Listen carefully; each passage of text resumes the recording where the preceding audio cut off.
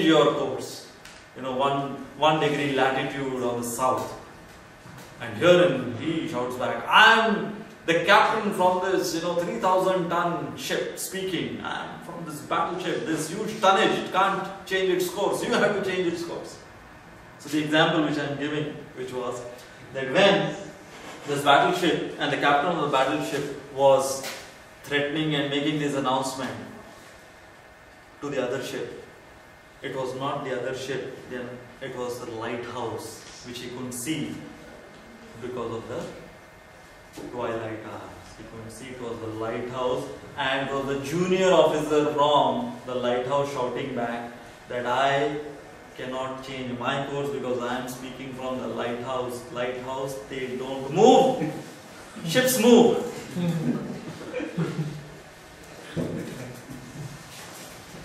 This is called perception versus reality. So my dear friends, in our life also it's like that. When we do not have or when we do not recognize lighthouses in our life, what is a lighthouse supposed to do? What is it meant for? Yeah, it's meant to give directions. So in our lives, if we do not have proper lighthouses, we will always have perceptions going wrong. We'll have wrong perceptions. So therefore, proper lighthouses in our life, they guide us, they give us direction as to which course we have to take. And yes, they give us perceptions about the reality. Rather than we having a wrong perception about the reality, they give us the right perception about reality. So herein, when we are talking of how to have a terrific attitude, we have to begin with understanding the difference between what I perceive and what is the reality. And then accommodate the perception and change sometimes our perception according to the reality. So I'm going to show you some real snaps. These are not Photoshop. And let's see that what our eyes see and what we perceive. I don't think he's responsible for the Leaning Tower of Pisa. But it's like they say that the perfect angle of the shot which is being taken. So our eyes, these are some of the pictures which I'm going to show, wherein our eyes is seeing something and we are not able to correlate with the reality, and something else comes up. This is how faulty our senses are. That's what the point over here is. This is how faulty our senses are.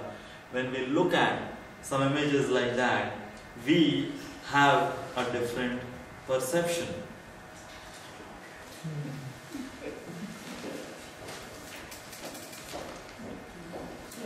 Oh, am I? I'm coming.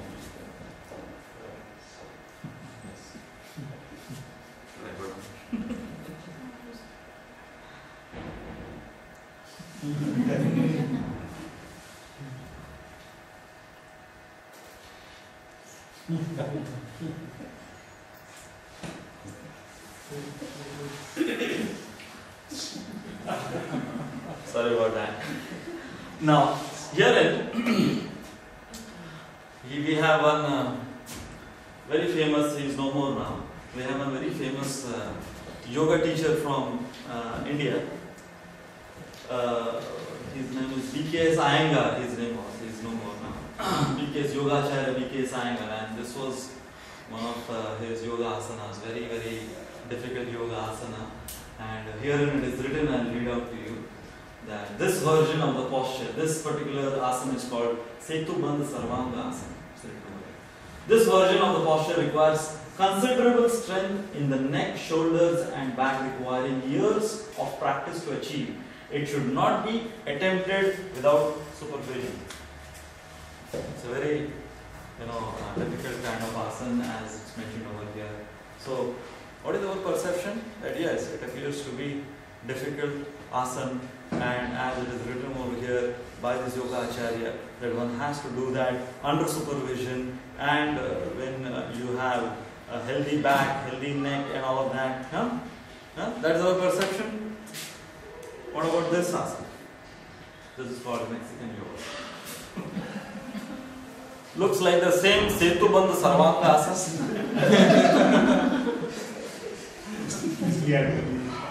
Under whose supervision it is taking place now? The bottles over there. His chair is broken. He was sitting in his chair, you see. Yeah, he's got nice masters on the table. So, when you look at this now, you will not, compliment these people that, oh wow, what a difficult asana they are performing. This is like, the very ancient Setubandha Sarvanga Yoga asana which they are performing, and they must be like really trained yogis. They must have trained themselves into this particular posture of yoga for so many years. No. So just perceiving something and the reality is something else. So again we have a small little personality test. This is again on the lighter side. It's a small video. Let's see. Might be a little silly, but again we have to learn pertinent lessons from it.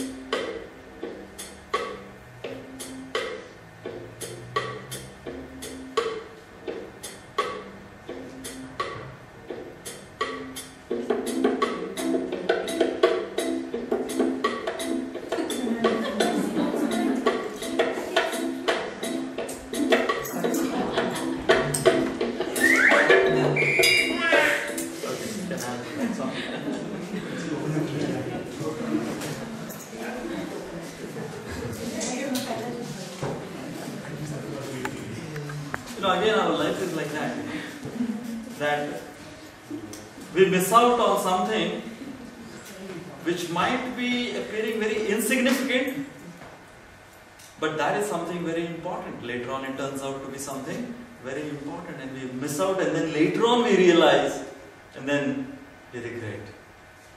Only if.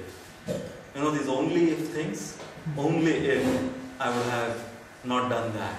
Only if I would have focused more. Only if I would have, been at home more. So the same point. So whenever you have an option to choose in your life, when you choose one, you always end up thinking that it was wrong, right? Because you don't think the other one was right. Yeah. Like you were mentioning the phone, you choose a certain model phone, and then you realize after 8 months, oh my God. So whenever you have no choice, I think when God gives you one choice, think that that's the only best choice, and you got the right thing. Yeah. So I always say that God don't give me choices. You choose for me, and that's always right. I was this place Assisi in Italy. Yeah, Assisi, Saint Francis place. So very interesting. Saint Francis. I was very much impressed by his personality. Saint Francis. Have you heard of Saint Francis? So Saint Francis, he said that this was one of his compositions. I was told by the monks over there. They were the friars. So one of them said that very wonderful thing which he had composed. That if you want your dreams to be, it was like, they would sing that over there. If you want your dreams to be, go slowly but surely. Do few things but do them well and gain heaven's glory. Something rhyming and this composition. So I liked it very much. If you want your dreams to be, go slowly but surely. Do few things but do them well and gain heaven's glory. What's happening nowadays is we want to do everything at a time. And then we mess up everything. We, like they could say, jack of all, trying to become the jack of all and master of none. Something like that. So yes, nicely you pointed out. Anything else? Anyone wants to share? So we have some quotes. If you think you can, then you can. If you think you can't, you are right. Some people grumble because roses have thorns. I am thankful that thorns have roses. So, outcome of positive attitude. This was something very interestingly, someone he calculated. If the 26 alphabets, if you number them, so A, B, C, D, if you number them like that respectively, then luck, if you add the numerical equation of that, it comes to 47%. Knowledge, it comes to 96. Hard work, it comes to 98. And guess what? Attitude, that word, in connection with the numbers, if you just add up, it comes to 100%. And then, recently someone told me that love of God, these three words, if you add up, it comes to 101%. So I didn't know that. Maybe next time I'll add that also as well. That love of God comes to 101%. So statistics. This is a study at Harvard University. People who were offered jobs, 15% because of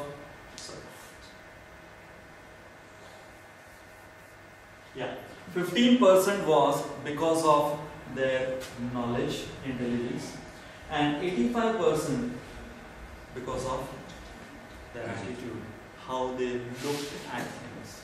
So nowadays, even in job interviews, they are looking for people who are having more positivity than just technicality.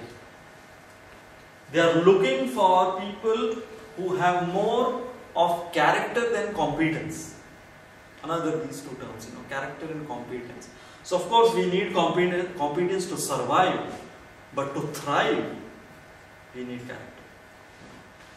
So this particular tower, Calgary in Canada, I'm giving this example.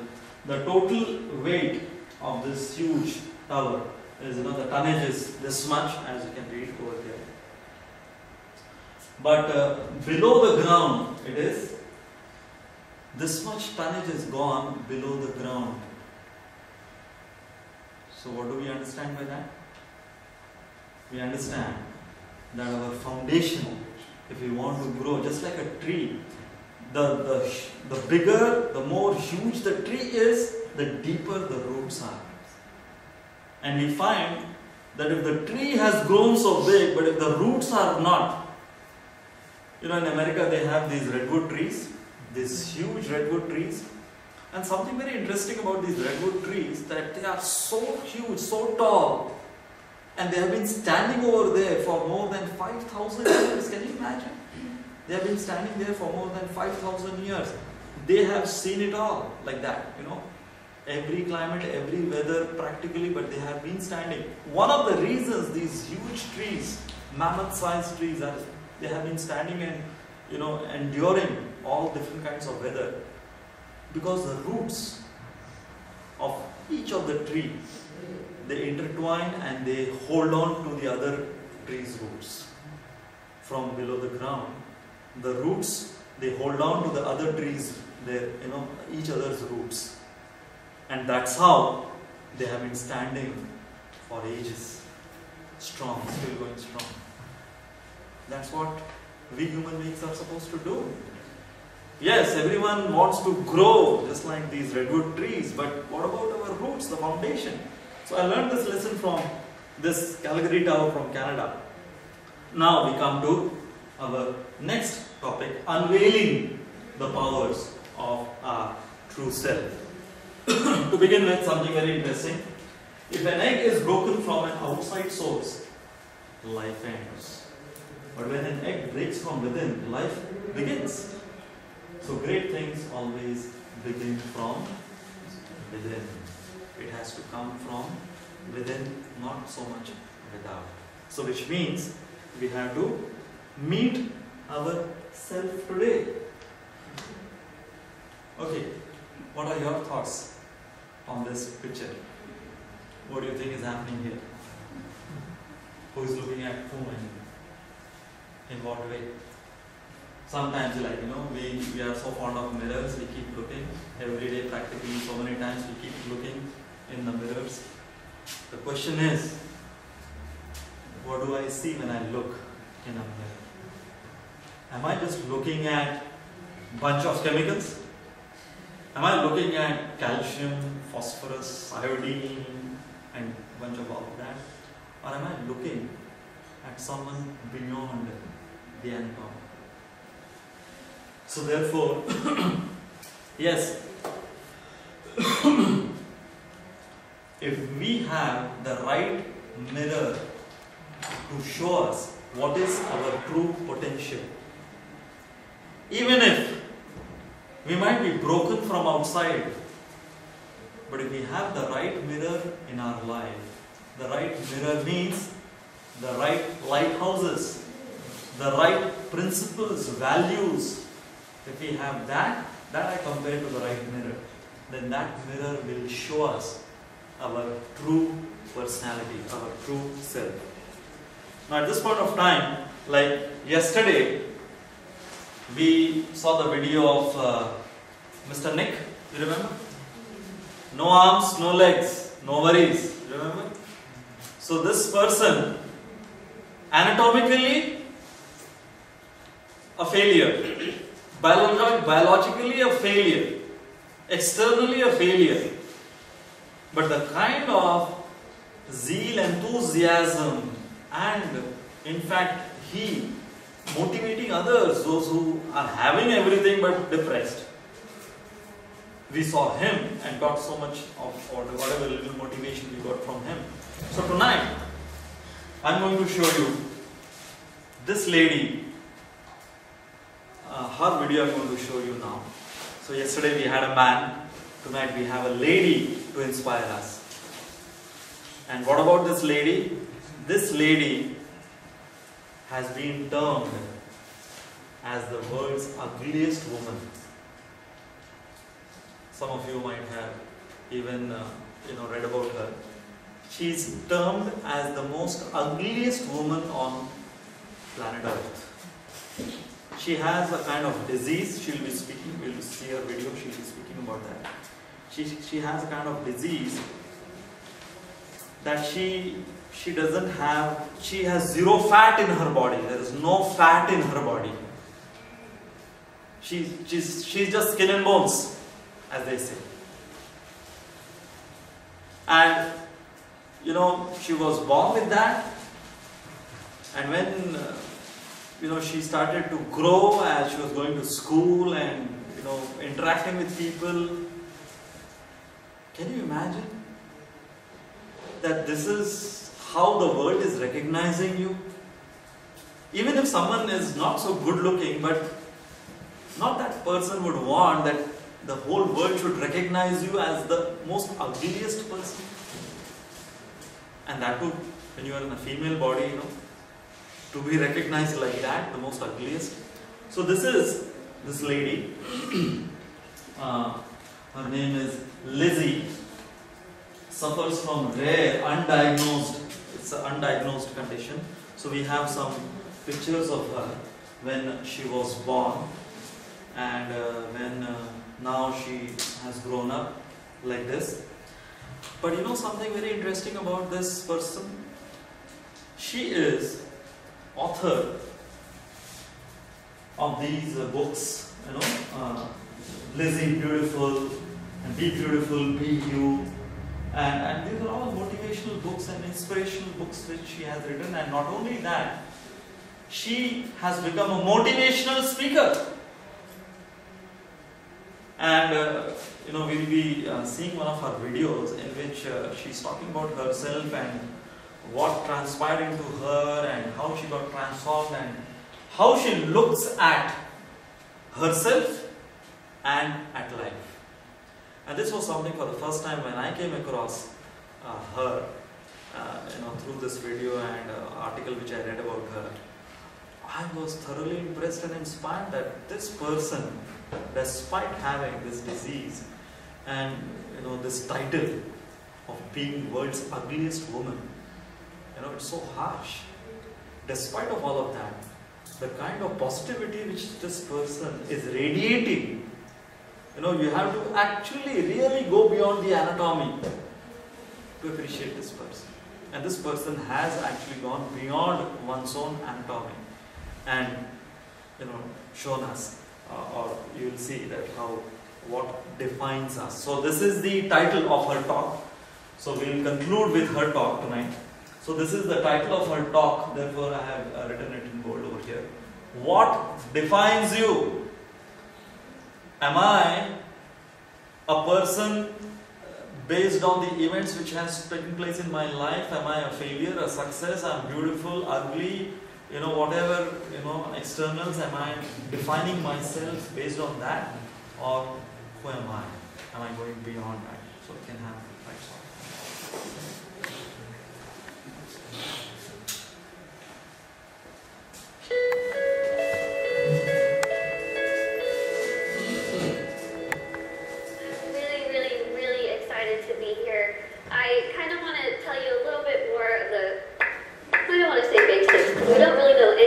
My syndrome. I was born with this very, very rare syndrome that only 2 other people in the world, including myself, that we know of, have. Basically, what this syndrome causes is that I cannot gain weight. Yes, it does sound as good as it is. I can eat absolutely whatever I want, whenever I want, and I won't really gain any weight. I'm going to be 25 in March, and I've never weighed over about 64 pounds my entire life. When I was in college, I didn't hide, everyone knew it was there, but it was a giant tub of Twinkies, donuts, chips, Skittles, and my roommate would say, I could hear you at 12:30 reaching under your bed to get food. But I'm like, you know what? It's alright, I can do these things. Because there are benefits to this syndrome. There are benefits to not being able to gain weight. There are benefits to being visually impaired. There are benefits to being kind of really small. A lot of people think, Lizzie, how in the world are you saying there's benefits when you can only see out of one eye? Let me tell you what the benefits are, because they're great. I wear contacts. Half off contacts. When I wear my reading glasses, half off prescription. If somebody is annoying me, being rude, stand on my right side. It's like you're not even there. I don't even know you're standing there. Right now, if I stand like this, I have no clue that there's this whole side of the room. Also, being small, I am very willing to volunteer myself to go to Weight Watchers, go to some gym and say, hi, I'm Lizzie. I will be your poster child. Put my face on whatever you need and I will say, hi, I use this program. Look how well it worked. Even though there are really amazing things that have come from this syndrome, there are also things that have been very, very difficult, as you can imagine. Growing up, I was raised 150% normally. When I was my parents' first child, and when I was born, the doctors told my mom, your daughter has no amniotic fluid around her at all. So when I was born, it was a miracle that I came out screaming. The doctors told my parents, we just want to warn you, expect your daughter to never be able to talk, walk, crawl, think, or do anything by herself. Now, as first-time parents, you could think that my parents would say, oh no, why? Why are we getting our first child to have all these unknown problems? That's not what they did. The first thing they told the doctor was, we want to see her to the best of our abilities. And that's what they did. I credit pretty much everything that I've done in my life to my parents. My dad is here with me today, and my mom is at home watching. She's recovering from a surgery, and she has been the glue that's held our family together and giving me the strength to see that she's going through so much, but she has this fighting spirit that she's instilled in me. That I have so proudly been able to stand in front of people and say, you know what, I've had a really difficult life, but that's okay. That's okay. Things have been scary, things have been tough. One of the biggest things that I had to deal with growing up was something that I'm pretty sure every single one of us in this room has dealt with before. Can you guess what that is? Starts with a B. Can you guys guess it? Boys. Boys? Bullies. I know what y'all are thinking. I should have come. Why couldn't I sit here with them? I had to deal with bullying a lot, but as I said, I was raised very normally. So when I started kindergarten, I had absolutely no idea that I looked different. No clue. I couldn't see that I looked different from other kids. I think of it kind of as a big slap of reality for a 5-year-old because I went into school first day decked out in Pocahontas gear. I was ready. I went in with my backpack that looked like a turtle shell because it was bigger than me. And I walked up to a little girl and smiled at her. She looked up at me like I was a monster, like I was the scariest thing she'd ever seen in her life. My first reaction was, she is really rude. I am a fun kid and she's the one missing out, so I'll just go over here and play with blocks or boys. I thought the day was going to get better, and unfortunately it didn't. The day kind of got worse and worse, and a lot of people just wanted to have absolutely nothing to do with me, and I couldn't understand why. Why? What did I do? I didn't do anything to them. In my mind, I was still a really cool kid. So I had to go home and ask my parents, what's wrong with me? What did I do? Why don't they like me? And they sat me down and they said, Lizzie, the only thing that's different about you is that you're smaller than the other kids. You have this syndrome, but it's not going to define who you are. They said, go to school, pick your head up, smile, continue to be yourself, and people will see that you're just like them. And so that's what I did. I want you to think and ask yourself this in your head right now. What defines you? Who are you? Is it where you come from? Is it your background? Is it your friends? What is it? What defines who you are as a person? It's taken me a very long time to figure out what defines me. For so long, I thought what defined me was my outer appearance. I thought that my little tiny legs and my little arms and my little face was ugly. I thought it was disgusting. I hated it when I would wake up in the morning and I was going to middle school and looking in the mirror, getting ready and thinking, can I just scrub this syndrome off? It would make my life so much easier if I could just scrub it off. I could look like the other kids. I wouldn't have to buy clothes that had Dora the Explorer on it. I wouldn't have to buy stuff that was bedazzled when I was trying to be like the cool kids. I would wish and pray and hope and do whatever I could to pray that I would wake up in the morning and I would be different and I wouldn't have to deal with these struggles. It's what I wanted every single day, and every single day I was disappointed. I have an amazing, amazing support system around me who never pity me, who are there to pick me up if I'm sad, who are there to laugh with me during the good times, and they taught me that even though I have this syndrome, even though things are hard, I can't let that define me.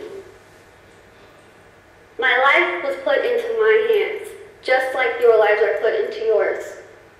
You are the person in the front seat of your car. You are the one who decides whether your car goes down a bad path or a good path. You are the one that decides what defines